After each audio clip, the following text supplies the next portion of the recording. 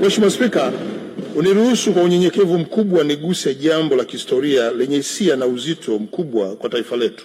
Kama taifa, tuna kumbukumbu ya majonzi na maumivu makubwa tuliyopitia kwa tukio la tarehe 17 Machi mwaka 2021 pale ambapo tulimpoteza kiongozi wetu kipenzi, Rais wa awamu ya 5 hayati Dr. John Pombe Magufuli.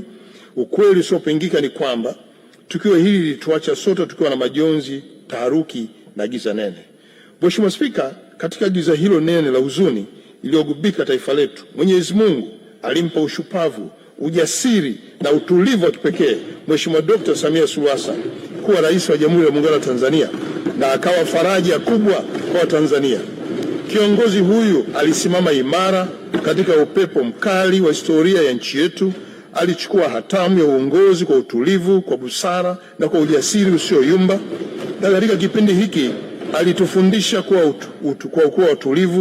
utulivu sio udhaifu, bali ni nguvu ya ndani iliyotokana kwa Mwenyezi Mungu katika kushughulikia masuala makubwa ya kijamii, kiuchumi na kisiasa ndani na nje ya mipaka ya nchi. Mheshimiwa Spika, katika kipindi hicho kigumu, Mheshimiwa Dr. Samia Suluhu Hassan alionyesha imani kubwa na hatimaye aliamua niendelee kumsaidia kwa nafasi ya waziri mkuu. Hili sio jambo dogo. Na yakumbuka maneno yake kwangu, anukuu, Kasimu, tuendelee kushirikiana kulitumikia taifa letu, simamia shughuli za serikali. Namshukuru sana kwa moyo wa dhati Mheshimiwa Dr. Samia Suluhu Hassan kwa imani aliyoonyesha kwangu. Mheshimiwa